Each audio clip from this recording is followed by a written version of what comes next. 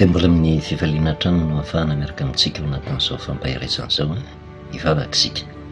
Jehovah-Andriamanitra iray eo, mbola matoky sy mino izay fa mbola tsy miala aminay ny fitiavana sy ny famitramponao, nangataka mba hiasa tanteraka ianao amin'ny alalan'ny fanahinao masina fanazava saina ny olonao ka tena ahitany ny lalana misotra ho amin'ny famonjena. Tenena Jehovah fa meno ny mpanomponao ny anaranao Jesosy. Amen. Falomeravantsika amin'ny anaran'i Jesosy manonona ny fahasoavan'ny Tompo amintsika mandrakariva, manohitra antsika ny fampahirezana amin'ny alalan'ny dingana famonjena izay resahantsika teto, manomboka hatramin'ny toeran'ny zanak'Israely tao amin'ny tany Egypta, vanim-potoana izay nanantinaony an'i Jehovah, ary izay ny toetran'izao tontolo izao.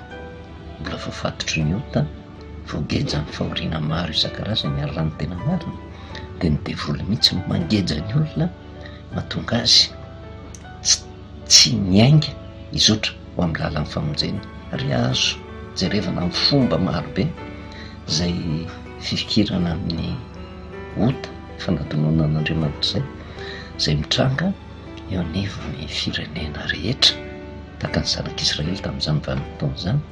Vokatra ny fanantonona an'i Jehovah izay midika ota dia voageja ny firenen-kafa.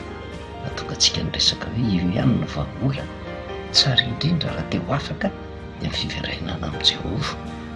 Misy nefa ny vanim-potoana izay mahatsapany ny zanak'Israely fa ao anatin'ny fahoriana izy, voafatotra izy, voageja izy dia mitaraina tamin'i Jehovah. Torak'izany koa tsika matetika raha mbola mianakadana dia ohatran'ny hadinontsika Andriamanitra fa rehefa tojo fahoriana mafy, fizany toetra mafy, ady mafy dia misy fisaina toa ohatran'ny te hiantso famonjena amin'Andriamanitra. Mamaly vavaka Andriamanitra, tsy mitarehitra eotra izy. Mba ilay fisarain-tsaina inge hoe zanak'Israely tamin'izany vanim-potoana izany 3,700 taona nanadino an'i Jehovah, kanefa vao nitaraina dia teo ny eo ihany dia namaly Jehovah. Efa hidina izy ao izy hamonjy zanak'Israely fa reko ny fitaraina. Raha amintsika no mitrango izany hoe nisy olona navita ratsy atsika, raha andeka tena hoe naharitra ela be tsika. Ny velona teto amin'izao tontolo izao hoe olona na nisy ratsy atsika tsy nahatsiaro antsika nandritra ny 3,700 taona ka hitaraina famonjena amintsika. Iny olona manaona ny fisainany zanak'olombelona, tsy anaiky intsony izy. Ianao ara 3,700 taona tsy nahatsiaro ako, ahoana anao amin'izay anao? Fa tsy izay ny fisainan'Andriamanitra, fa io Andriamanitra dia mamindra fo izy ary miandry ny vanim-potoana izay iverenan'ny olona aminy dia miditra an-tsehatra izy. Inona no nataon'Andriamanitra? Fa olana ray goavana be izay lazaintsika hoe tsy famonjena akory fa fitombohan'ny lalan'ny famonjena tamin'ny alalan'ny Paska tamin'ny 14 volana Nisana, araka ny baiko nomen'Andriamanitra, nomena ny zanak'Israely io Paska io. Ary nisy fepetra napetrak'Andriamanitra mazava tsara, fa tsy hoe mitandritandrom-poana ka anatanteraka fivoriana amin'ny andro Paska io ka izay tian'ny olona atao atao, fa izay tian'Andriamanitra atao. Ary ny baiko izay nomen'Andriamanitra ny tokony tanterahana, tsy verenantsika lava intsony ny Paska izay tandindro ny fahafatesan'i Jesosy fa tsy fahatsiarovana ny fitsanganany, ny fitombohan'ny dia. Ary ny olona nefa mieritreritra indray fa raha vao tonga ny Paska dia vita ny famonjena, ny dikany farana ny dia dia tsy vitan'ny olona intsony miainga fa tavela ao amin'ny tany Egypta ihany izy.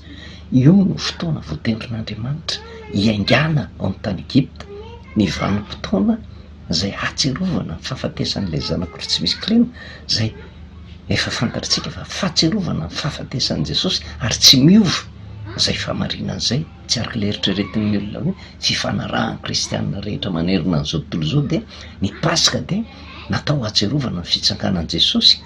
Izay ny fisainan'ny zanak'olombelona fa tsy fisainan'Andriamanitra, ary Andriamanitra tsy mankasitraka ny fisainan'ny zanak'olombelona hoe andeha hanova ny hevitr'Andriamanitra ho araka ny sitrapony, fa ny an'Andriamanitra rehefa niteny indray mandeha izy tsy miova mandrakizay izany. Fa 14 volana Nisana izay fahatsiarovana fahafatesany zanak'ondry tsy misy kilema zay Jesosy keo maty tamin'ny fahavatra amby folo amin'ny volana Nisanina, de zay no fitombony fiainganina diany zanak'Israely hiala tao amin'ny tany Egypta ary izotra andeha ho any amin'ny tany Kanana. Fa ny fahatongavana any amin'ny tany Kanana ao amin'ny testamenta taloha no tandindony fahatongavana ho amin'ny famonjena. Noho izany zany a, raha tonga ny Pasika, raha maty ny zanak'ondry tsy misy kilema, maty Jesosy Kristy, ny famonjena no efa vitan'i Jesosy. Maty ny zanak'ondry tsy misy kilema, efa vita tamin'ny alalan'ny zanak'ondry tsy misy kilema ny famonjena. Fa io famonjena io tsy tonga de azo a, fa manoro lalana mba hizoran'ny olona ho amin'le lalana mandra-pahatonga ho any amin'ny tany Kanana. Zany hoe raha maty Jesosy Kristy de nametraka lalana zay tokony hizoran'ny olona mba hizotra ho any amin'le tany Kanana ny lanitra. De le famonjena ao ambadiky ny fahafatesana, ary amin'izay vanim-potoana zay zay mino no hiditra. Noho izany zany tsy mbola voavonjitsika fa fa natoro antsika ny lalana tamin'ny alalan'ny fahafatesan'i Jesosy Kristy, satria io Jesosy io raha maty tsy maty ho an'ny atoko-pivavahana tokana fotsiny, ary tsy misy atoko-pivavahana tokony irehare, fa izy rery no vonjena fa ho an'izao tontolo zao no nahafatesana. Noho izany zany a, mety hafahafa amintsika mandray an'ity, afaka daholo zao tontolo zao, ary ahoana no anam-porofona fa olona afaka zao tontolo zao na mivavaka na tsy mivavaka mbola afaka manao zay tiana atao.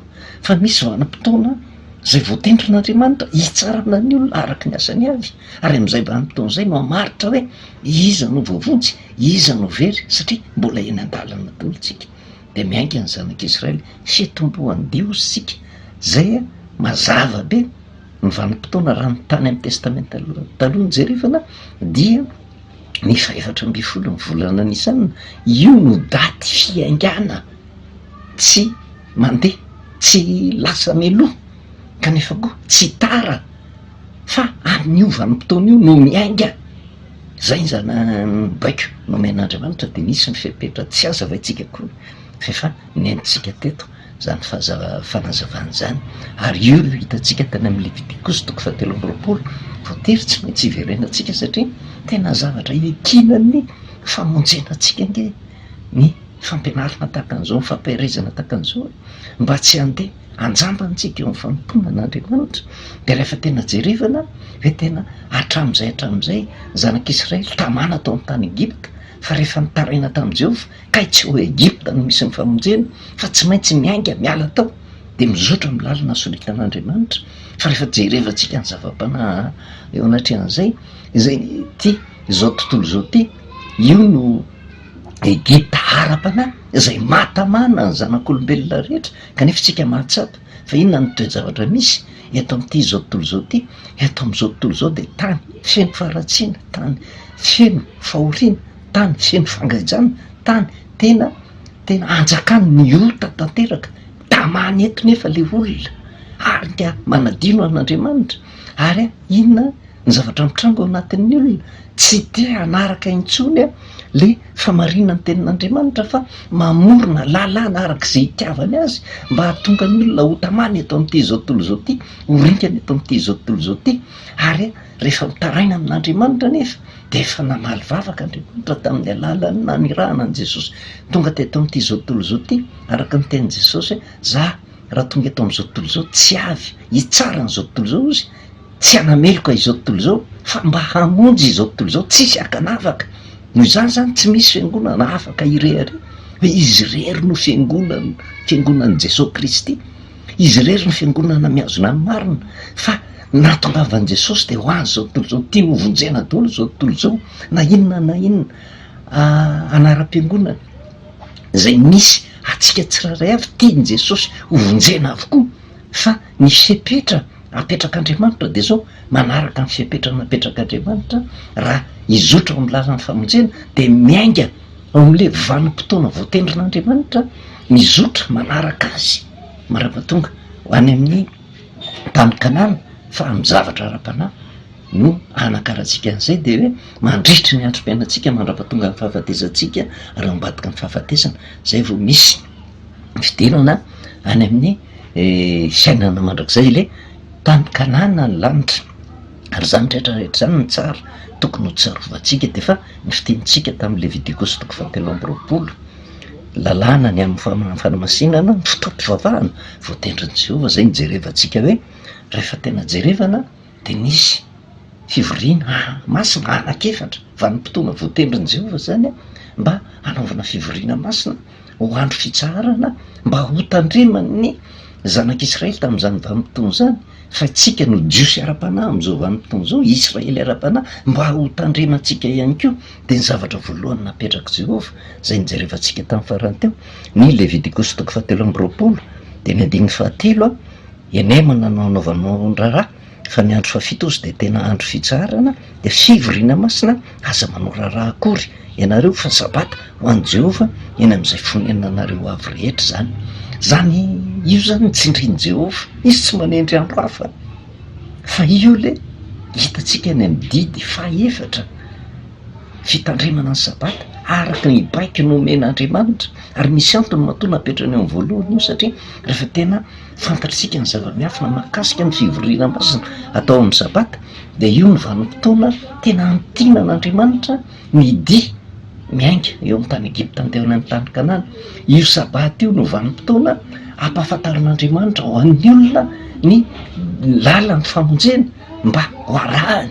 Ary zay no mahatonga an'i Jehova hoe nametraka an'izy io amin'ny voalohany indrindra satria ao anatin'io sabata io no hanazavana amin'ny olona hoe inona ny zavatra andrasan'Andriamanitra. De ao hitatsika taratra ao anatin'io sabata io le andro firavoravoana voalohany ny fanazavana an'izany de ny famonjena vita an' Jesosy Kristy tamin'ny hafatesany teo amin'ny hazo-fijaliana. Hitatsika ao anatin'io sabata io ihany koa miampahany amin'ny fanahy masina zay nirotsaka tamin'ny Pentekosta hoe inona no mahatonga n'le fanahy tsy maintsy nomenan'ny olona. Hitatsika ao anatin'io sabata io ihany koa ny nakasika an'le andro firavorona fahatelo zay nasain'i Jehova ho tandremana. Fa ny zavatra tsindritsika fotsiny de ity hoe tsy tongatonga ho azy io didy mahakasika ny sabata io. Ny 9:7 hoe enemana nanaovanao ny raharaha fa ny andro fafito de tena andro fitsaharana de fivoriana masina aza manao raharaha akory ianareo fa sabata ho an'i Jehova eny am'izay fonenanareo avy rehetra. Izany de ho jerevantsika hoe io sabata zay nitendren'i Jehova io manapetra ve. Raha mijeritsika ny Exodosy 7:30 mahakasika an'io didy napetrak'Andriamanitra mahakasika an'io sabata io Exodosy 7:30 de ny 5:5 ka hatramin'ny 7:7 de jerevantsika tsara nge hoe enemana nanaovanao raharaha fa ny andro fafito de tena fitsarana ka masina ho an'i Jehova zay rehetra manao raharaha amin'ny andro sabata ozy de atao maty tokoa. Jehova no miteny an'izany ary tsy mampitahotra akory eo anatrehan'izay fa io teny napetrak'Andriamanitra ao anatin'ny Baiboly mba hovakintsika sy diniantsika de ho tandreman'ny zanak'Israely ny sabata ankataovany azy hatramin'ny taranaka faramandimby ozy de fanekena mandrak'izay zany ho famantarana amiko sy amin'ny zanak'Israely mandrak'izay zany fa tamin'ny enemana nanaovan'i Jehova ny lanitra sy ny tany ary tamin'ny andro fafito de nitsahatra izy ka niala sasatra. Zany hoe ty sabata ty zany de fanekena mandrak'izay napetraka Jehova lalàna ho tandremana mandrak'izay. Ary tsy vitan'izay koa mbola famantarana amin'ny Jehova sy ny zanak'Israely, hamantarany Jehova ny zanak'Israely ny olony marina mandrak'izay zany. Zany hoe hatretỳ an-tany ka hatrany an-danitra zany de mbola ho tsarovana foana zay sabata zay niresahantsika hoe famitinana ny famonjena vitan'Andriamanitra ny dia mandra-pahatonga ho any amin'ny famonjena niresahantsika tamin'ny faran'izay.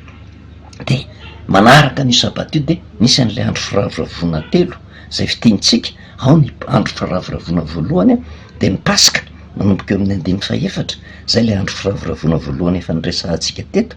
Fa zay de nanambarany azy ny 5:4 hoe ary aza mihinana mofo na lango na saloim-bary maitso mandra-pahatonga ny andro zay tondranareo fanatitra ho an'Andriamanitra reo ho lalàna mandrak'izay amin'ny taranakareo hatramin'ny faramandimby zany iny am'izay fonenanareo avy lalàna mandrak'izay tokony ho tandremana zany ny andro firavoravoana zay le hoe lalàna mandrak'izay zany tsy manam-pataperina angizany reo le hatretỳ an-tany ka hatrany an-danitra aorianan'izay. Ary io le 14 volana Nisana io le Paska fahatsiarovana amin'ny fahafatesan'i Jesosy zay mariky ny fiaingana de tsy miova zay araka ny resahantsika hoe tsy mandeha melohan'io kanefa tsy taran'io fa io no andro voatendrin'Andriamanitra iaingana mba ivoahana tao amin'ny tany Egipta. Raha lasa loha ianao de misy fiatraikany satria tsy Andriamanitra no mitarika anao. Raha ohatra tara indray ianao de tsy mihain'ny feon'Andriamanitra ianao de misy voka-dratsiny foana zay zavatra zay. Miainga avy amin'io 24 volana anisan'io arioa tsy afa-miala tsika, tsy afa-miala eo anatrehan'izay fa io no karazana tena mariky ny fiaingana miainga avy eo daholy le andro firavoravoana telo. De ny 5 manisaho anareo hatramin'ny apitsony sabata de hatramin'izay andro hitondranareo ny amboara ho fanatitra evaeva de 7 herinandro mipaka de amin'ny apitsony sabata fahafito no ataperan'ny andro 50 isainareo de manatera fanatitra hoanina vaovao ho an'i Jehovah indray. Zay le andro Pentecoste zay hidirantsika somary lalilalina aloha tsy lasa ny andro Pentecoste de hijanona fanazavana fa tsy maintsy azavana mba ho takatry ny olona le lalana solitan'Andriamanitra ndraisan'ny famonjena 50 andro aorianany 24 volana Nisanina. Tamin'ity taon'ity ny 24 volana Nisanina de tamin'ny 13 volana avril ny fanarahan'ny kristianina rehetra ary maro nisa nefa nakalaza ny Paska. Io 24 volana Nisanina io 13 avril fahatserovana fahafatesan'ny zanak'olona tsy misy kilena na fahafatesan'i Jesosy Kristy le nakalazain'ny kristianina maro nisa ny tamin'ny 20 avril fahatserovana ny fitsanganan'i Jesosy zay tena diso ara-tsoratra masina zay raha ahitsy satria tsy avy amin'i Jehovah zany fa fisainany zanak'olombelona de manisa amin'izay 50 andro aorianan'le Paska tena izy zany de vao nanisa 50 andro aorianan'le Paska tena izy de inona ny zavatra mitranga tamin'ny 2 juin ny fahatserovana ny latsahan'ny fanahy masina. Raha vao diso zay zany a de diso koa le andro voatendry ny latsahan'ny fanahy masina raha tamin'ny 20 volana avril le Paska zay nitandriman'ny akamaroan'ny kristianina tsy 24 volana Nisanina hozy sika fa no hamafisiny ihany le 50 andro aorianan'io de vao manisa 50 andro aorianan'ny 20 volana avril de raha ny tokony ho izy de tokony tamin'ny 9 juin ny Pentecoste fa ny zavatra nisy nefa nataony 8 juin andro lahady io. Misy antony zay hoe naninona no tamin'ny 8 juin fa raha ny tokony ho izy zany ny Pentecoste raha marina le 20 avril ny Paska de tokony 9 juin fa inona ny antony de mbola fantatritsika ny antony zay rehetrarehetra zay zany hoe vao diso zany tsy niainga tam'le 24 volana Nisanina de zao tsy hitovy mihitsy ny Paska de tsy hitovy ny hevitra ao ambadiky ny Paska de tsy hitovy le andro ny Pentecoste fa samy manana ny andro Pentecoste hafa satria ny anankiray fahatserovana ny fahafatesan'i Jesosy le Paska, ny anankiray fahatserovana ny fitsanganan'i Jesosy manisa 50 andro aorianan'izy io de samy miantso ny fanahy masina fa ndray fanahy masina nirotsaka 50 andro taoriana ny 24 volana Nisanina, ndray fanahy masina nirotsaka tamin'ny 50 andro na 20 andro taorianan'le 20 avril de eo zany tsika mametra-panontaniana fa na inona no milatsaka amindreo fa raha ny zavatra voasoratra ny soratra masina de ohatrany hafahafa ihany mieritreritra zany.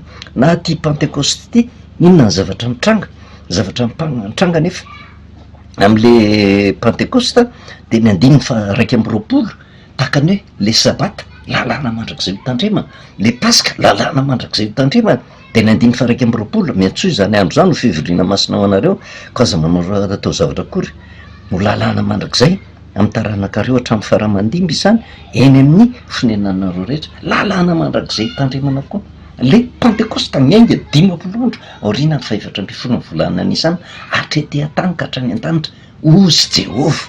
Manarak'izay misy ny andro firavoravoana fahatelo zay mitsinjara maromaro de ny fitsofana trompetra amin'ny andro voalohany, ny andro fanavotana amin'ny andro fahafolo ary ny andro fitoerana amin'ny tramon-drotsakazo amin'ny andro 15 zay faranana aorianan'io amin'ny andro 12 ny volana fahafito amin'ny volana fahafito io zany rehetrarehetra zany a ny zavatra takian'Andriamanitra kanefa inona no ilazany azy eo amin'ny 130 amin'ny andro firavoravoana fahatelo aza manao raharaha akory ianareo ho lalàna mandrakizay amin'ny taranak'areo hatramin'ny faramandimy zany eny am'izay trano honenanareo lalàna mandrakizay tsy miova zany hatrety atany ka hatrany an-danitra tsy adaly eo Andriamanitra io ka ny zavatra napetrany lalàna mandrakizay dia hovaniny zanak'olombelona aty aoriana. Tsara ny afantarana an'izay fa misy zavatra tsara ho fantatritsika nefa ny amaranantsika azy hoe tena ny paska eo ny fiatombohan'ny fiangana. Tsy mahazo mandeha mialoha ianao kanefa tsy tokony ho tara koa ny fiangana. Ary ny zavatra tsikaritrisika nefa dia zao tsy misy mihitsy olona mitandrina ny paska milohan'ny faefatra amby folo ny volana anisanina. Efa tsara zay zany, tsy misy lasa miloha fa ny zavatra tsikaritra zany dia tara fiangana. Tara fiangana satria raha tamin'ity taona ity ny 13 avril no faefatra amby folo volana anisanina, zay no fiangana tena izy. Dia misy ny fiangana faharoa ny tamin'ny 20 avril, zay le ataontsika hoe tara fiangana. Dia hijerintsika ao anatin'ny soratra masina manahoana raha vao tara fiangana, ndikana raha vao tara eo amin'ny fiangana ao amin'le faefatra amby folo volana anisanina, inona ny vokany? Fa zava-doza re olona. Dia eo mijanonantsika indray ary hieritreretsika hoe tena niainga araka ny tokony misy, hoe tena tsy tara ianao, tsy nangatakandro ianao, fa rehefa nandray ny fahamarinana ianao tena tafanga marina ve sa nangatakandro? Fa raha vao mangatakandro tara fiangana ianao, zava-doza no vokany. Voninahitra an'Andriamanitra vavakisika. Sodranao Jehovah Andriamanitra ray no miteny izay nomenao. Jerevanao ny antsipiriany mba handresena lahatra anay ny amin'ny fahatsoa-kevitra manoloana ny fivavahana izay fantatra fa hidiran'ny Satana antsehatra mba tonga fitaka ao amin'ny voakanao. Dia mamindra fo ny olonao tompo no azo ny fanetretena rehetra mba naiky ny fahamarinana, mba tsy hisy overy fa mba andova ny fanjakana izany. Toa dia misaotra indrindra ray io ny anaran'i Jesosy. Amen. Manao veloma antsika amin'ny anaran'i Jesosy, manana ny fahasoavan'ny tompo tsika mandrakariva.